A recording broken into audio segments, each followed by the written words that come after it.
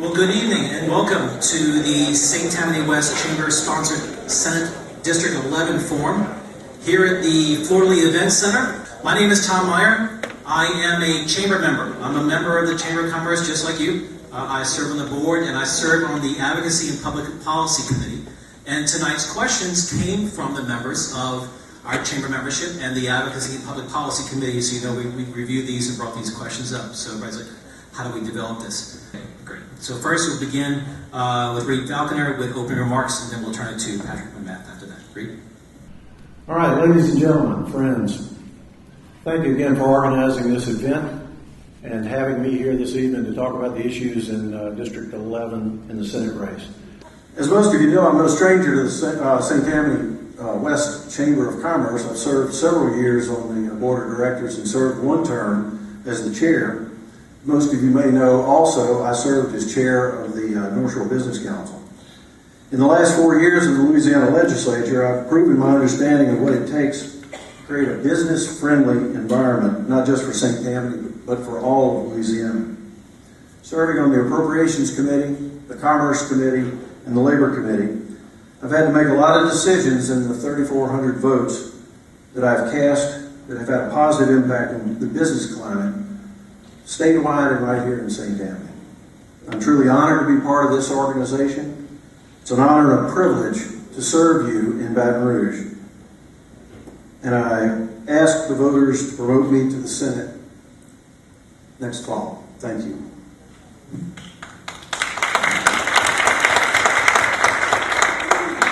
Just to make it fair, I'll stand as well.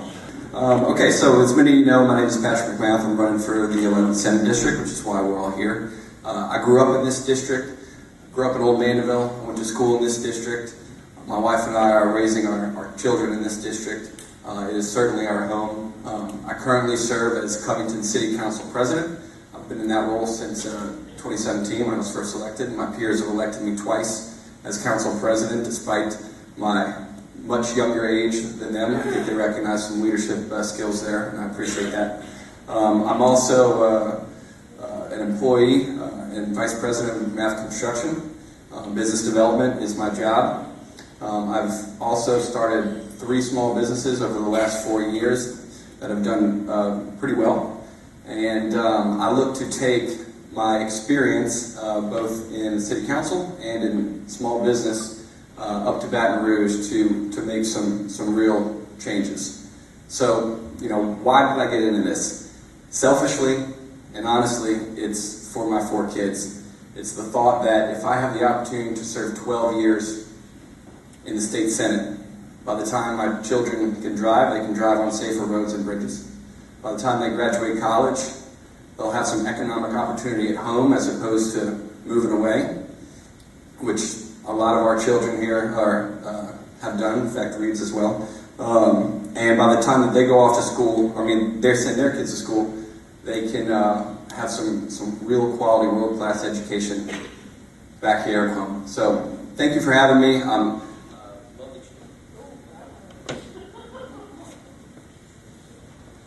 I did not do that.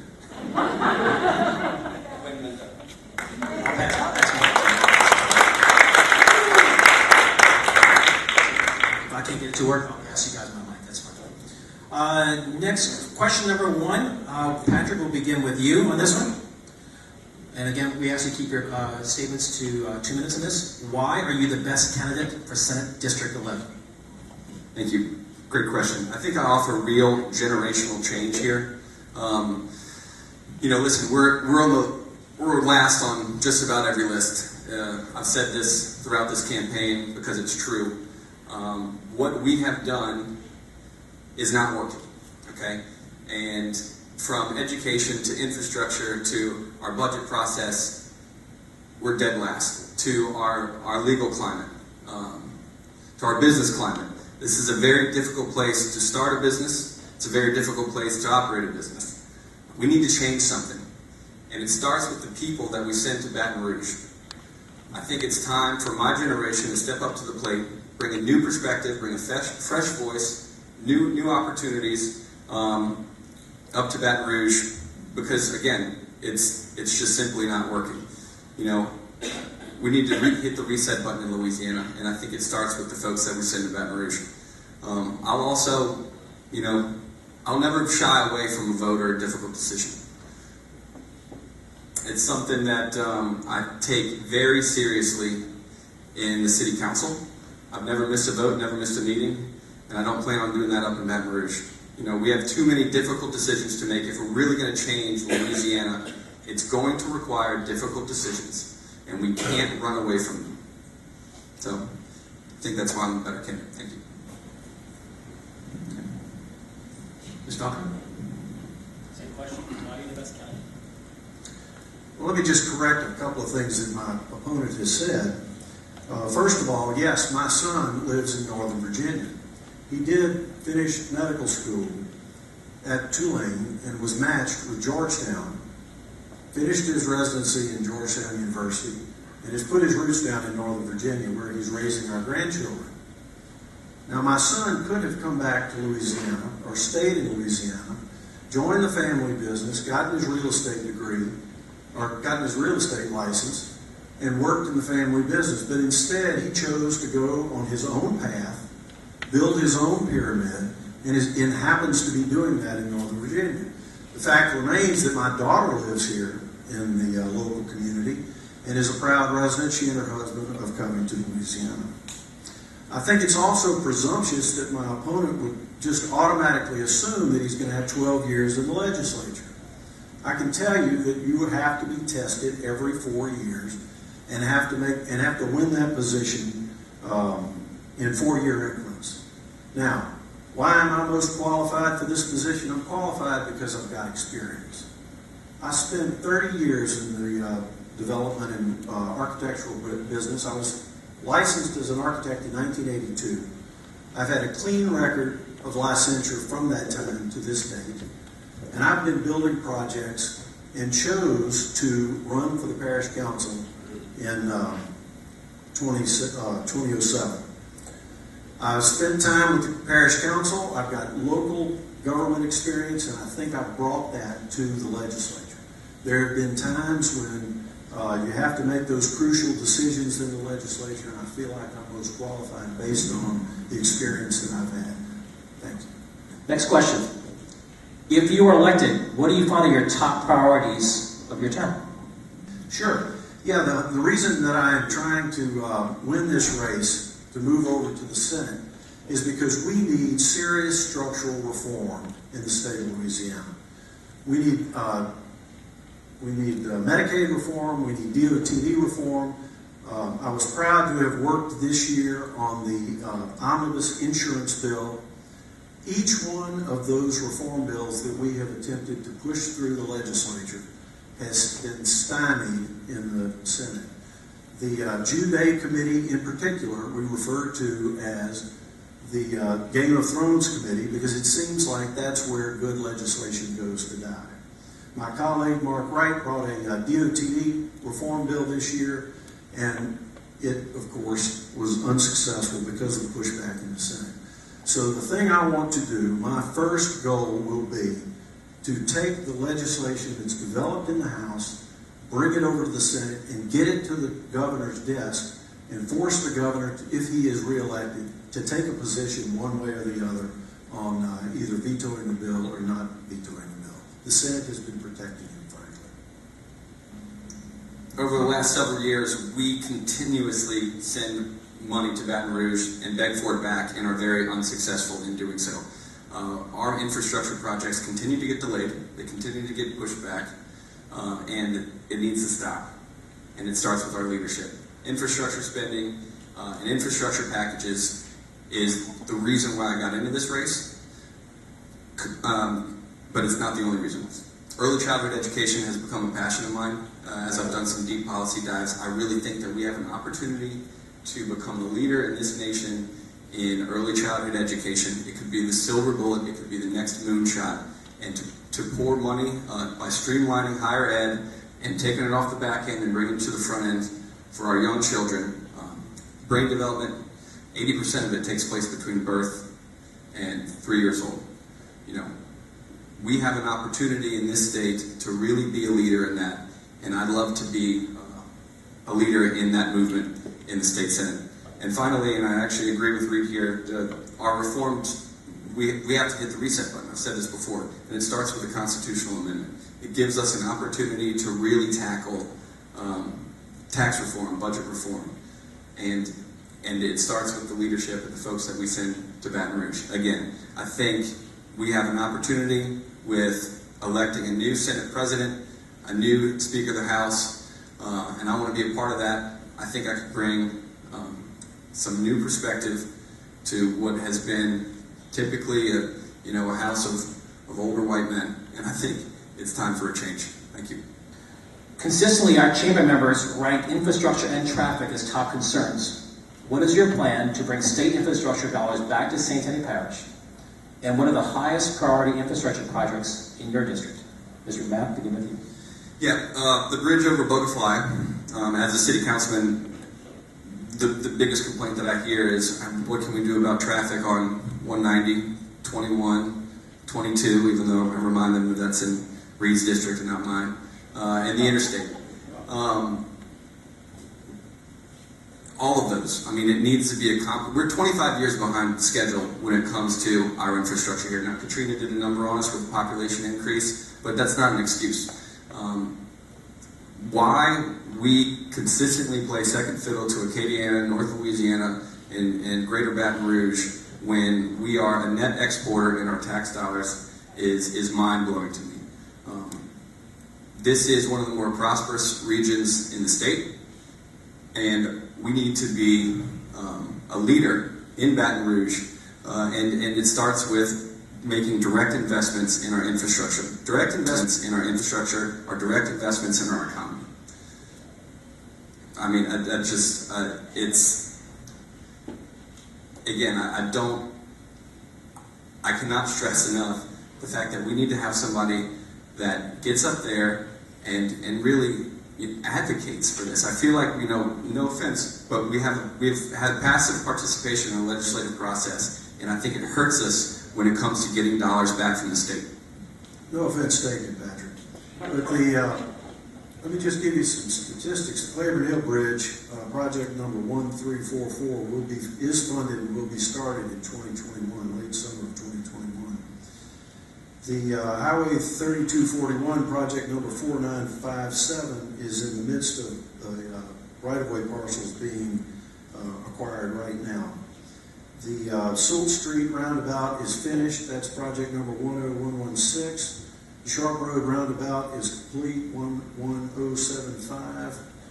I'm sorry, I misspoke. The Soult Street will be is targeted for 23 and 24, a couple of years out. The 1085 roundabout is in design right now. It's planned for the spring of 22. As most people in the room understand, that we've just received funding for the first phase of the Interstate 12 work. The first phase will actually be let in November of 2019. That's project number 11152. I'm giving you these numbers, the project numbers, because when you have a project number in the DOTD, that means the project has been funded and it's being scheduled. So it'll be let in November of 2019. The second phase, the actual work from Highway 21 to US 190, the final plans will be finished in January of 20 for a July 2020 letting. I would argue that we have been working hard against insurmountable odds in Baton Rouge with a completely dysfunctional DOTD in order to bring projects back here to St. Tammany Parish. I agree that we need to rewrite the Constitution. We need to have a constitutional convention, not just an amendment. And I have been a co-sponsor of the legislation, worked the floor with Neil Abramson to bring that legislation through the House of Representatives, and once again, it got stymied in the Senate. Thank you. What is your position on tort reform package that was advanced in the last legislative session?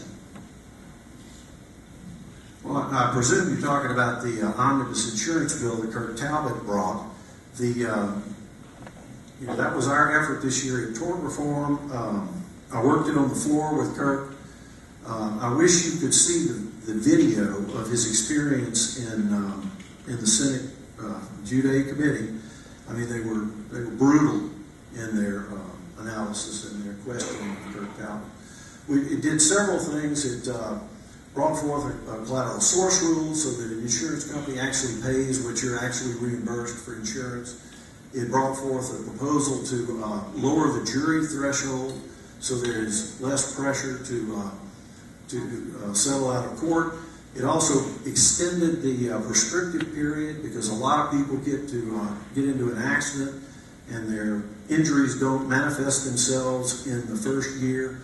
We have right now a prescriptive period of 1 year, so if you get to the end of the year, you have to file suit. If we could extend it to 2 years, perhaps the injury would manifest itself and you wouldn't be in a position where you had to file suit. Something as simple as being able to testify that whether you were wearing your seatbelt or not is presently prohibited. And we were trying to get that changed in the legislation this year. And again, it was completely stymied by the Senate because, frankly, the committee, Jude A, is stacked with trial attorneys, and they didn't want to see that go to the governor's desk where he would have been embarrassed when he had to veto it. I think that answers the question. So I followed that bill as well, and I support it 100% if I have the opportunity to get up to Baton Rouge, use my law degree to speak the language and not be bullied by trial lawyers. I look forward to that opportunity. Tort reform has been one of the primary packages that I've talked about here, and included in that, and I'd like to read a few because I have some notes here, is we need to give citizens greater access to jury trials by limiting Louisiana's $50,000 threshold. Louisiana has the highest jury threshold in the country by far. The next at $50,000. The next closest is Maryland at $15,000. I'd like to see that at $5,000, which is what Representative Talbot's bill does as well. We need to end predatory state-sponsored litigation to make it focused on protecting the public and not looking to cash in at the expense of the largest job creators. That's talking about the oil and gas industry and these legacy and coastal lawsuits. I'd love to see and put pressure on whoever is the next governor. Hopefully it's not John Bell, but if it is, we need to pressure him to really pull back on the $30 billion he's seeking from the oil and gas industry. And since that's my tort reform question, but given that we've listed all of the DOTD projects in the last question, does that make it good enough for where we are? I mean, we still, without a doubt, are 25 years behind schedule when it comes to our infrastructure spending, and I think citing the current projects that are on DOTD's book isn't just going to cut it. Early childhood represents the most critical time of brain development. What initiatives would you introduce to support to increase the availability of quality education options in the state for children under the age of 4? Okay, so again, this is, as I had the opportunity to dig into some policy issues, this is something that I've completely fallen in love with. As you just said, reiterating what I said earlier, is that 80% of brain development occurs between birth and 3 years old. Right now, Louisiana is actually not on the bottom of one list, and that is pre-K education. We are currently ranked 7th in our pre-K education policies. That's for 4-year-olds. Again, we could be a leader in this country in early childhood education. What I want to do, so how do you fund it, right? Let's get into the weeds just a little bit. I think we have 14 state universities. We have 4 higher ed systems. We have so much overlap and redundancy in our higher education system. I think we can streamline that. It's going to make some people upset, but again, this is the hard decisions that have to be made. Take that money off the back end, apply it to the front end, and catch kids when they're at the highest developmental phase of their lives that they'll ever be in. It only takes, China's doing this, right? China is pouring billions and billions of dollars into their early childhood education. It only takes, because they know, it only takes one Bill Gates or Donald Trump or Elon Musk to really move the needle when it comes to GDP. I think that this is an area where we really can succeed in. We need the funding for it. It also starts with rural areas as well. By investing in early childhood education teachers, by investing in early childhood education programs in rural areas, which is non-existent at the moment. These are all ways that we can really embrace what could be the next moonshot for Louisiana. Well, I happen to agree that early childhood education is absolutely essential to our state and our economy. In fact, this year I fought hard in the Appropriations Committee to come up with the $38 million that it took to lower the number of children on the waiting list for early childhood intervention. You see, in Louisiana, we don't have we have a budget problem, if you hadn't awakened to that fact. And you have to be involved in the day-to-day decisions and the analysis that goes on in the Appropriations Committee to find where those dollars are coming from. I mean, I would challenge my opponent to tell me which university he wants to close. Is it Hammond? Is it Southeastern in Hammond? Is it Louisiana Tech up in Ruston, or Grambling in Grambling? Why don't we cut back, let's suggest perhaps that we cut back the number of students at LSU. I don't think that's the appropriate approach to this. We have the money. We have a $30 billion state budget. It's a matter of priorities. We've got to have people in the state, in our state government, primarily in the Senate, that are willing to establish what those priorities need to be and where that money needs to be expended. And I can tell you, I agree 100%. I had people actually call me during the session this year and tell me that all early childhood intervention was changing diapers. I'm not going to say who called me and told me that, but that's the kind of pushback that you get from some people that don't happen to agree with us. And I'm a little bit puzzled by the statement that he won't be bullied by trial attorneys when he stated in the RPEC meeting that he had given up his law license, that he did not need it. So I'm just puzzled by how he could agree that his law license is now important, but it wasn't important when it was revoked by the state Supreme Court. Mr. Falconer, I'm going to begin with you with this next question. Are you familiar with Reset Louisiana Initiative, which focuses on education, state fiscal, transportation infrastructure, and criminal justice and public safety reform? If so, do you support this nonpartisan initiative? Why or why not? Well, of course I do. I mean, the Reset Group has come through with a series of concrete proposals that include some of the things that we've been working on, like changes in education, criminal justice reform. I was one of those that took a bit of a gamble when we supported last year, or year before last, the criminal justice reforms in the legislature. Transportation is essential to what to delivering goods and services, to attracting new businesses to the state, and I endorse their policy 100%. Yeah, so the Reset Louisiana, in fact, some of the notes that I'm reading from here, that is the initiative that I have certainly gravitated towards. It's the Council for Better Louisiana, as well as the Committee for 100 is behind the Reset initiative. It is, I think, a common sense, business-minded approach to government. It is a proper reflection of the candidate that I am. And hopefully the senator that I will be, 100% behind the Reset program.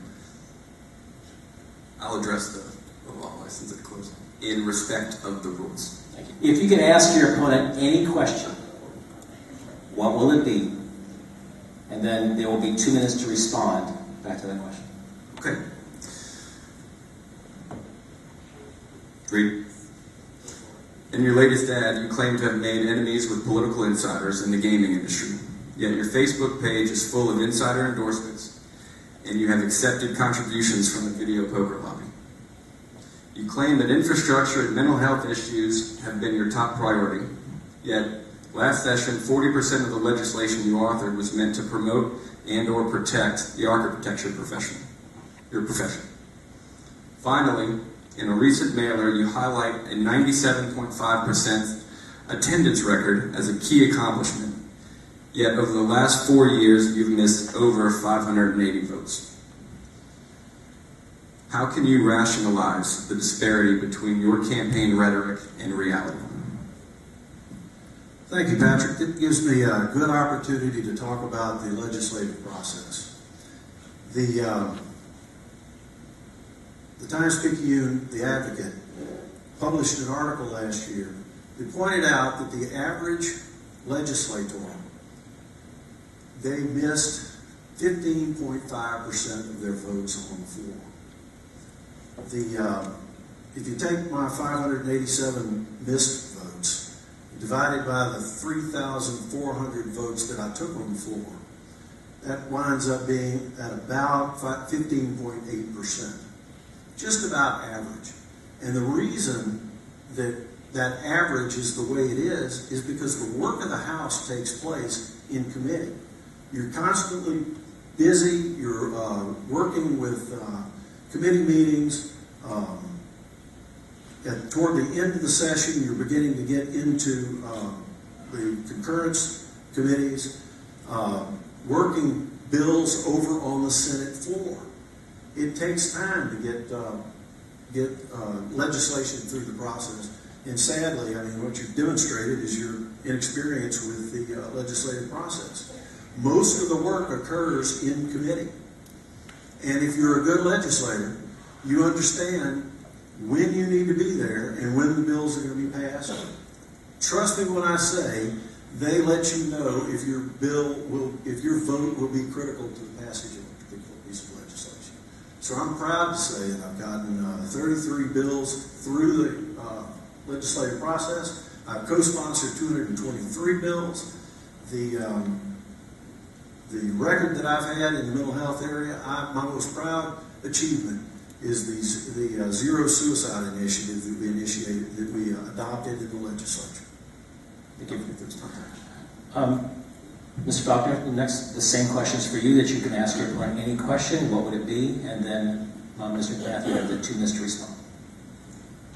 Yeah, my question is really pretty simple. As candidates for Senate District 11, all 3 candidates received the same packet of information instructing us to file our respective campaign disclosure, take 1 hour of ethics training, and file a certificate of completion for this ethics training. Mr. Ducote, the 3rd person in this race, and I have done this, but you have not. Can you please explain why? Yeah, so we had to, as a city councilman, where I have government experience, we had to file our ethics training in the spring, and I was told that counted for this race. Thank you for your question.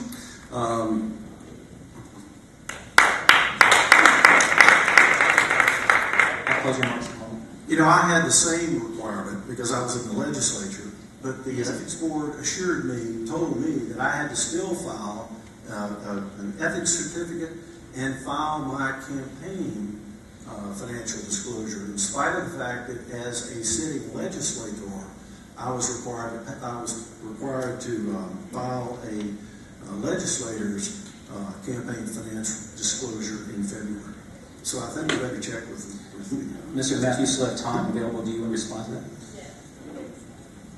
Yeah, I'm going to take the advice of the person that called over the ethics office over Reed's. While I have some time, let's talk about some experience. So, my experience on the city council as an elected official, I actually have more experience than Senator Donahue, Senator Sharon Hewitt, and Senator Mizell combined when they first were elected to the state senate. My experience in municipal government's where the rubber meets the road. If you don't get somebody's ditch cleaned out or their trash picked up, you're going to see them at the grocery store that night, and they're going to yell at you and say, "Why the hell didn't you get to do the thing that you said you'd do?" I think I will carry that into the state senate, and I can promise you, even though I'm going to be 1 of 39 as opposed to right now 1 of 7, I'm not going to miss a vote. I don't care whether I know that the bill is going to pass or it's not going to pass, or there's support for it or there's not support for it, because as elected officials and elected representatives, we have a sacred duty to give the folks that elect us and send us up to Baton Rouge a voice. And when we choose not to vote because we don't want to upset this side or that side, we take away the voice of the people that sent us up to Baton Rouge, and that is shameful. These next 2 questions are just a yes/no question, so very quick. I'll start with you, Mr. McMath, and then same question for you, Mr. Faulkner. Do you support a constitutional convention? Yes. Yes. Second question. Beginning with you, Ms. Faulkner. Do you support the 2016 Medicaid extension? Oh boy, that's a tough one. No, I don't. Not the way it was implemented. It should not be just by fiat Medicaid expansion. There should have been debate in the legislature. Ms. McMahon, same question. No. Mr. Patrick McMahon, I'll begin with you. 3 minutes for any closing remarks you'd like to make. Yeah. Did you say you did support Medicaid expansion? You didn't. I'm sorry. You did not. Okay. All right. Well, House Bill 578 was an infrastructure spending package by Tanner McGee in the House and Rick Ward in the Senate. Two guys that are in their 30s, by the way. It is the largest infrastructure spending bill to come across the governor's desk in about 13 years. $700 million. It is money that was held over from the Deepwater Horizon oil spill, about $700 million. It went to fund several major infrastructure projects, one of which was right here in St. Tammany, Washington Parish, Highway 434 up to Bogalusa, 3241, excuse me. This is a perfect example of a bill that Representative Falconer walked on. Now, he missed the vote in the House vote, and I believe it was because his father, this is what I was told, and I believe him, had some health issues. The following month, though, at the Senate concurrent vote, he walked on that. And I know that he walked on it because he voted on the bill right before that vote, and he skipped the Senate concurrent vote on that bill, and he voted on the following bill right afterwards. Pretty close. Now, what that did, when you choose to, again, take away the folks' voice that sent you up there to do your job, if you vote absent or you skip the vote, you're essentially voting to keep everything as is. That money was being held in the Medicaid coffers. So, in essence, Mr. Falconer voted to expand Medicaid. Guys, look, I don't think it's because he's given tours of the Capitol. I think that, this is no surprise that Reed was looking forward to walking into this seat. And for the last 2 years, I mean, he's said that he's announced he's running for this seat 2 years ago. I think he thought that he could keep his head down and not make somebody upset by voting yes or no. And quite frankly, you're taking people's voice away. I think Louisiana, we can do better. We have to do better. We're at the bottom of every list. It starts with generational change. I look forward to getting up to Baton Rouge, bringing a new voice and a new perspective to make the North Shore a better place and to make Louisiana a better place. Thank you.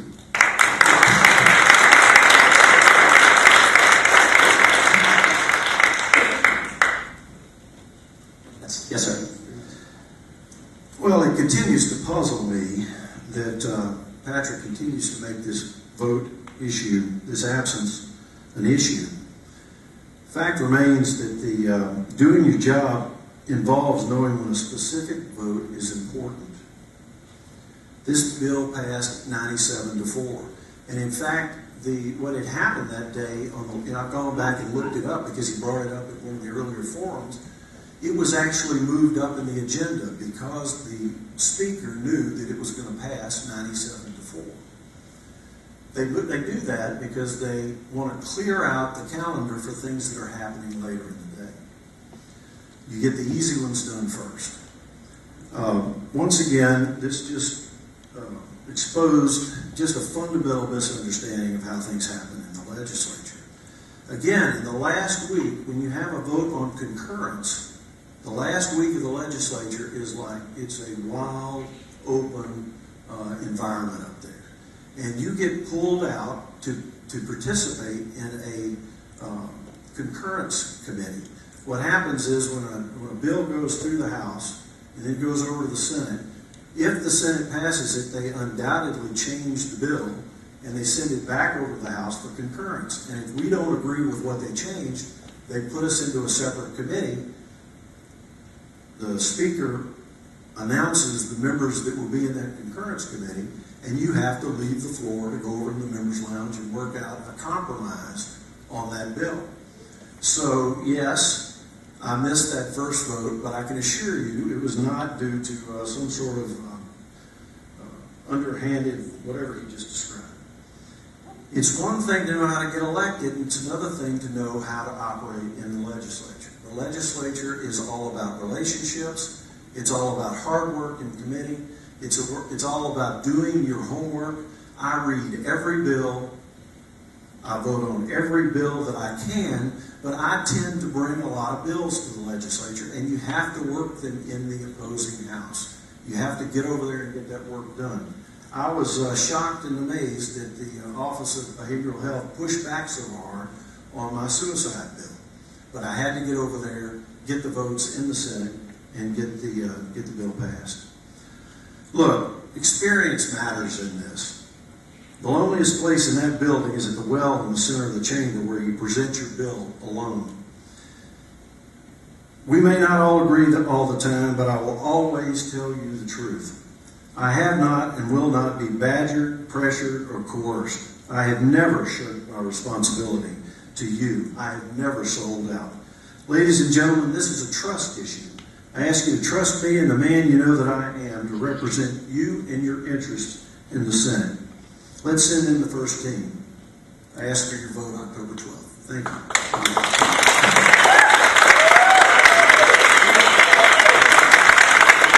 That's going to conclude our forum. Gentlemen, for me personally, as a voter here and as a member of this Chamber of Commerce, I want to thank you both to take on the job or the responsibility of running for public office. Both of you are very passionate about our parish. You're very passionate for our state, and I appreciate the efforts you guys have put forward to run for the office for Senate. So thank you very much for your hard work.